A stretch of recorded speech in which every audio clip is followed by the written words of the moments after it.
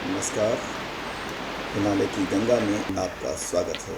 हम यमुनोत्री इस अंक में हम आपके धाम के साथ पास यमुना नदी के और ये शानदार नज़ारा दुर्गम क्षेत्रों की यात्रा करेंगे और हिमालय से जैसे ही नदी घाटी में उतरती है उसके बाद इसके साथ किस प्रकार की स्थितियां पैदा होती हैं और क्यों मैदानी इलाकों में जो हम नदी को देख रहे हैं उस पर संकट है, उसकी चर्चा करेंगे और कोशिश करेंगे कि अगले कुछ अंकों में हम यमुना के छोटे छोटे क्षेत्रों से होकर आपको हिमालय क्षेत्र में यमुना की स्थिति के बारे में जानकारी दें।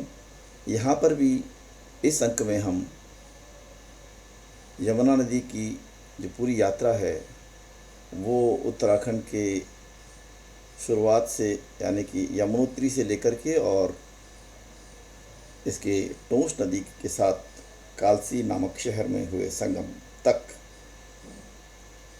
जो इस नदी के साथ घटित हो रहा है, इसके इतिहास और इसके भूगोल की जानकारी आपके साथ साझा करेंगे। यमुना नदी बंदरपूछ की पहाड़ियों से कस्बे निकलते हैं, यहाँ से हिमालय जाती एक छोटी जानकी चट्टी यमुनोत्री हिमालय भी यमुनोत्री उसे कहते हैं। धाम में प्रवेश करने के लिए मोटर मार्ग से अंतिम स्थल है। ऊंचाई से बाद यमुना की धारा से 6 किलोमीटर की सर्वप्रथम लंबी यमुनोत्री धाम यहाँ में प्रवेश करती है। तो यमुनोत्री धाम जो है अपने आप में 3225 मीटर बसावट है इसके दोनों ओर वो जानकी चट्टी के बाद शुरू होती है।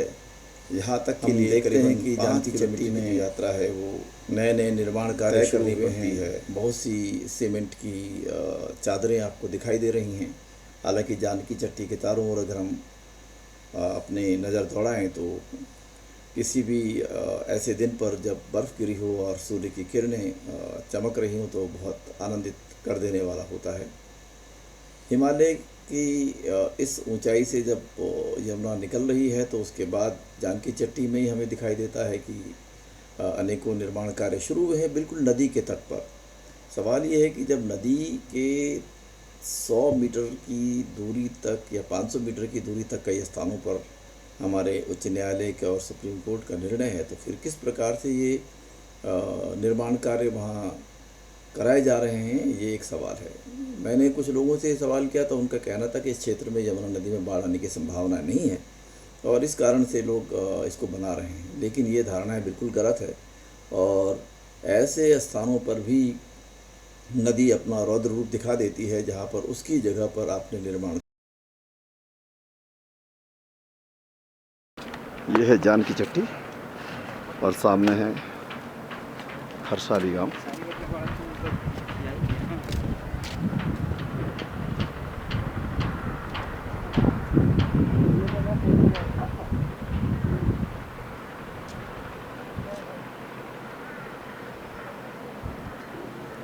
खरसाली माँ यमुना की विंटर सीट है यहाँ।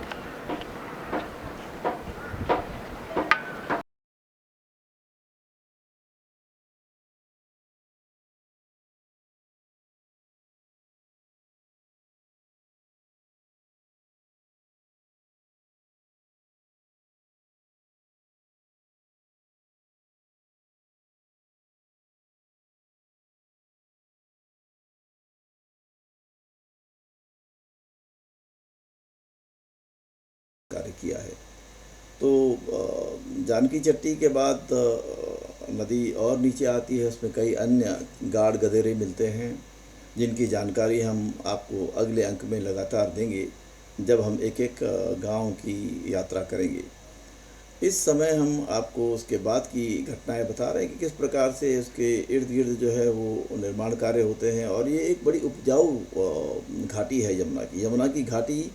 उत्तराखंड के परिप्रेक्ष्य में देखें तो केदारखंड का हिस्सा है और शिव की यमुना है। और शिव की यमुना में आप देखेंगे तो जैसे ही हम नीचे आते हैं बड़कोट के आसपास तो लाखा मंडल, हमें जो लाखा मंडल नामक एक स्थान है जो महाभारत कालीन है और जहाँ अभी भी सैकड़ों की संख्या में शिवलिंग आपको दिखाई देंगे। लाखा मंडल जो है वो ऊंचाई पर स्थित है और वहाँ से यमुना की घाटी का अप्रतिम दृश्य दिखाई देता है। हम देख सकते हैं किस प्रकार से जो चमकीले पहाड़ हैं और नीचे यमुना की धारा जो है बहुत ही ज़्यादा खूबसूरत दिखाई देती है। ये भी एक तरीके से हमें देखना होगा कि कैसे पुराने समय में जो है मंदिरों का निर्माण हुआ या बसावटें की गई, वो कभी भी जो है वो नदी के स्थान पर नहीं की गई। और लाखा मंडल जो जगह है उसको देख करके हमें बता सकते हैं कि कितनी ऊंचाई पे गांव बसा हुआ है और नदी कितने नीचे है। आज जो स्थितियां हैं वो नदी पे ही लोग मकान बना रहे हैं, नदी पे ही लोग निर्माण कार्य कर रहे हैं, सरकारों का काम भी हो रहा है। और लाखा मंडल के बाद जैसे हम यमुना की घाटी को देखें आगे, तो हम गुज़रते हैं एक बहुत महत्वपूर्ण जगह से जिसका नाम है तिलाड़ी। और तिलाड़ी जो है उत्तराखंड में 1930 में मई 31 1930 को तिलाड़ी में जो है टिहरी के राज परिवार के जो प्रमुख प्रधानमंत्री थे या सलाहकार थे, उन्होंने जो है लोगों पे गोलियां चलाई। और ये लोग जो है अपनी मांग कर रहे थे। जैसे हम जानते हैं उत्तराखंड के अंदर संसाधनों का सवाल बहुत महत्वपूर्ण है और यहाँ के लोगों ने, यहाँ के समुदायों ने, जो यहाँ के मूल निवासी थे, उन्होंने नदी के साथ और हिमालय के साथ अपनी पहचान को बना के रखा और उसी पहचान में वो जीते आए हैं और उस पे ही उनको गर्व होता है। तो एक समय था जब लोगों का पूरी आजीविका का स्रोत जो था वो जंगल थे, पहाड़ थे, नदियाँ थी। उसके साथ वो एक तालमेल के साथ भी रहता था, उनका प्रयोग भी करता था, उन पे जीवन उसका आधारित था, लेकिन उसकी वो संरक्षण भी करता था। लेकिन धीरे धीरे करके जब अंग्रेज़ भारत में आए, उन्होंने जो है सेटलमेंट शुरू किए। उसी प्रभाव में टिहरी के राज परिवार ने भी जो है अपनी जो पूरी उसका क्षेत्र था, उस क्षेत्र में जो है वन कानूनों को टाइट करना शुरू किया और लोगों की जो है सीमाओं को अतिक्रमित करना शुरू कर दिया। तो यहाँ पर लोग एक ज़माने में मछली मारते थे, बहुत आसपास के इलाकों में जंगल तक उनकी पहुँच थी, जो उसके उपज होती थी।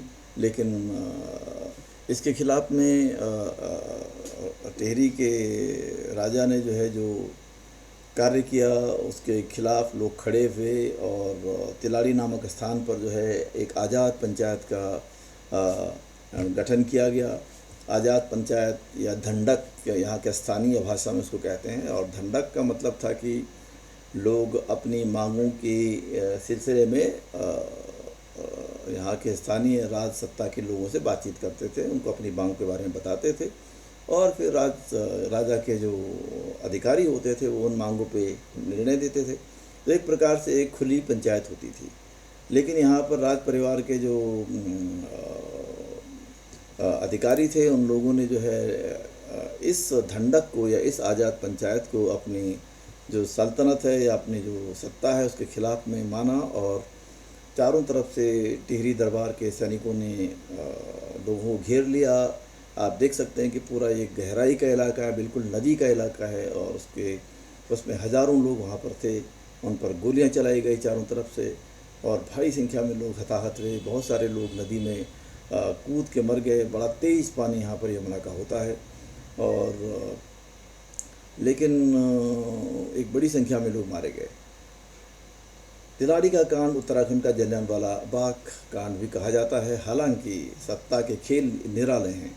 आज जिन लोगों ने अननोन यहाँ पर लोगों पे गोलियां चलाई, उन्हीं परिवार के सदस्य जो है टिहरी के सत्ता में रहते हैं। टिहरी से सांसद आज़ादी के बाद हमेशा से राज परिवार का सदस्य ही रहा है। बहुत कम ऐसे अवसर रहे हैं जब कोई दूसरा सदस्य यहाँ से सांसद रहा हो। तो ये एक बड़ी विचित्र स्थिति है। खैर, अभी गंगा और यमुना की कहानी में हमने देखा कि इस वर्ष उत्तराखंड में जो है बहुत भयानक तौर पे तबाही आई है और लोग कह रहे हैं कि ये प्राकृतिक आपदाएं हैं। और हम लोगों ने जो है वो कालसी और विकास नगर के पास में टोंस और यमुना के संगम के इर्द गिर्द जो है बहुत से लोगों की जान जाते हुए सुना।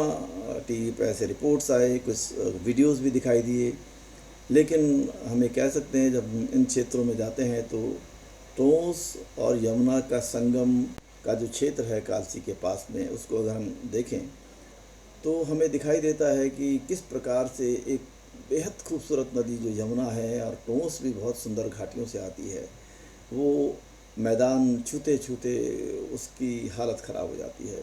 इस प्रकार नदी एक प्रकार से पूरी तरह से मिट्टी, गारा और रेत कलेक्ट करने का एक अड्डा बन चुकी है।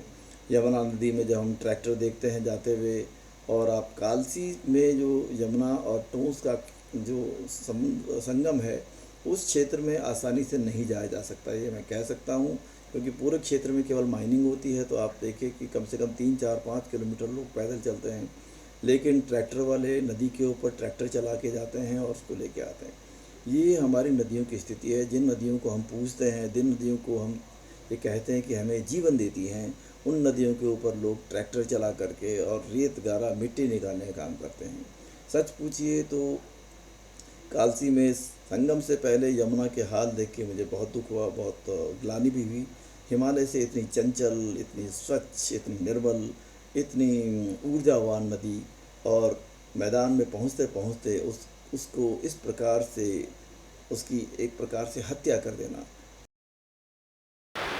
यह है यमुना कालसी में, और अब हम देख रहे हैं कि किस तरह से नदियों की हालत कर दी गई है।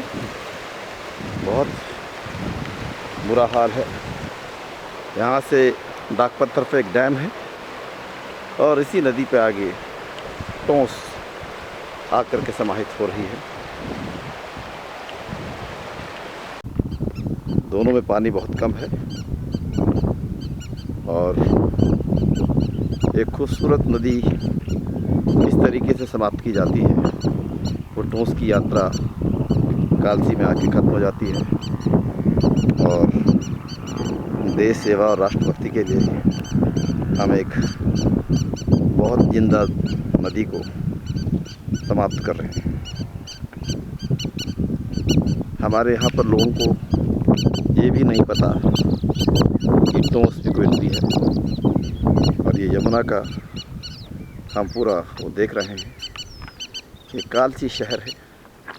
कालसी शहर में यमुना जो है उत्तराखंड से डाक पत्थर बैराज के बाद सीधे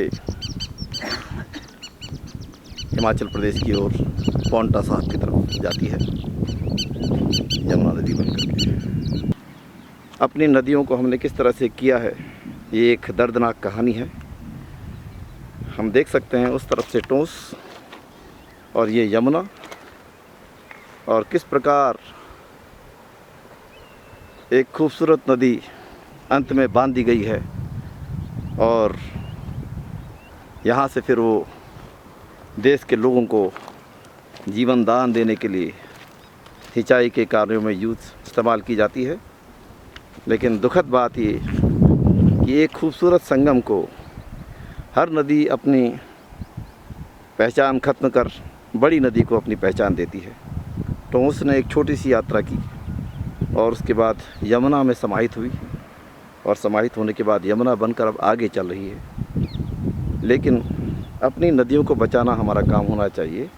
इस क्षेत्र को अगर हम देखें पूरा, तो चारों तरफ पत्थर, और यहाँ से पत्थर उठाने वालों की संख्या ज़्यादा, जिन्हें शायद इस बात से भी कोई मतलब नहीं कि ये नदियाँ हमारे लिए पत्थर भी लाती हैं, रोड़ी भी लाती हैं, रेत भी लाती हैं, और इन नदियों से हमारा जीवन चलता है। ज़रूरत है इन नदियों को बचाने की और इनकी पवित्रता को बरकरार रखने की। शायद यही भविष्य में हमारे संस्कृति और समाज को बचा सकेंगी। कालसी के इस संगम से एक ही सीख कि कम से कम अपनी नदियों को बचा के रखें, उसका सम्मान कर सकें। इस समय हम कालसी में हैं और मैं यमुना और टोंस के संगम पर खड़ा हूँ। ये यमुना नदी अभी आ रही है। यमुनोत्री से ये विभिन्न धाराओं को अपने में समाते हुए अब ये कालसी में है। कालसी उत्तराखंड का अंतिम टाउन है जहाँ पर यमुना नदी उत्तराखंड से बाहर निकलती है और यहाँ पर इसका एक बहुत बड़ा संगम होता है। ये देख सकते हैं हम, यमुना के साथ में टोंस का संगम। ये इधर से टोंस नदी आ रही है। आप टोंस के बहाव को देख सकते हैं। टोंस का बहाव और टोंस का पानी यमुना नदी से लगभग 2.5 गुना ज़्यादा है। लेकिन यमुना की जो पारंपरिक और धार्मिक महत्ता है उसको उसके अनुसार कुल मिलाकर के टोंस नदी बड़े होने के बावजूद भी पौराणिक और मान्यताओं के आधार पर यमुना नदी से कमतर मानी जाती है। इसलिए यहाँ पर आकर टोंस अपनी पहचान यमुना नदी को दे देती है और आगे यमुना नदी बनकर आगे बढ़ती है। एक बहुत दुखद बात है और यही कारण है कि नदियाँ जब अपना बदला ले रही हैं तो उसको कोई भी दुनिया की शक्ति नहीं रोक सकती। हिमालय और हिमालय से निकली नदियों में असीमित ऊर्जा है, उनकी ताकत है, उनमें अध्यात्म भी है, उनमें हम लोगों के जीवन की कहानी भी है। लेकिन यदि हम उनका रास्ता रोकते हैं, यदि हम उनके साथ में अन्याय करते हैं तो वो उस अन्याय के लिए खुद जो है वो बदला लेती हैं। और इस बार के पूरे प्रयोग, इस बार की पूरी घटनाक्रम उत्तराखंड हिमाचल प्रदेश में अगर हम देखें तो वो एक प्रकार से खुले तौर पर जो है चेतावनी है हम सभी को कि हम अपने जो है रहन सहन के तरीके बदलें और प्रकृति के साथ खिलवाड़ न करें। प्रकृति को उसके जो नैसर्गिक रूप है उसमें देखें और यदि हम प्रकृति के साथ अपने जो हमारी परंपराएं हैं, रीति रिवाज है, रहन सहन है, उसको तालमेल के साथ बिठा पाए तो उससे खूबसूरत कोई बात नहीं हो सकती है। और यदि हम प्रकृति के राह में आकर के अपने विकास की पूरी कहानी लिखना चाहते हैं तो शायद प्रकृति उसे विनाश में बदलने में कोई समय नहीं लगाएगी। और दुनिया की बड़ी से बड़ी शक्तियाँ, बड़ी से बड़ी ताकतें प्रकृति के सामने असहाय हैं। तो जितनी जल्दी हम प्रकृति की इस चेतावनी को समझ पाएँ उतना अच्छा होगा। हिमालय की गंगा में हमने इस अंक में आपको यमुनोत्री से कालसी तक यमुना नदी की यात्रा के बारे में छोटी सी जानकारी दी। इसके अगले कुछ अंक हम आपको इस क्षेत्र की विस्तृत जानकारी देंगे, हर जगह पर यमुनोत्री से लेके कुछ कुछ महत्वपूर्ण संगमों की और उसके बाद इसकी ऐतिहासिकता की भी, जैसे तिलाड़ी की है और एक और जो लाखा मंडल जैसे क्षेत्र हैं उनकी भी। तो इस अंक में बस इतना ही। सभी से अनुरोध है कि प्रकृति के साथ जिम्मेवार नागरिक की तरह हम रहें और एक तालमेल बना के रखें। सरकारों से अनुरोध है कि वे अब शोषण की इस बुनियाद को बंद करें। विकास के नाम पर जो पूरे हमने हिमालयी क्षेत्रों के दोहन शुरू किया है उसको अब बंद करने का काम करें। अगर हम अगले कुछ वर्षों तक भी ये विकास की इस लीला को थोड़ा रोक दें तो शायद उसके बाद जो मानव विकास होगा वो अविस्मरणीय होगा। इस अंक में बस इतना ही। अगले अंक में यमुना नदी की विस्तृत जानकारी अलग अलग क्षेत्रों से आपके साथ साझा करेंगे। तब तक के लिए हमारे चैनल को देखते रहिए। हिमालय की गंगा को यूट्यूब पर सब्सक्राइब करें। नमस्कार।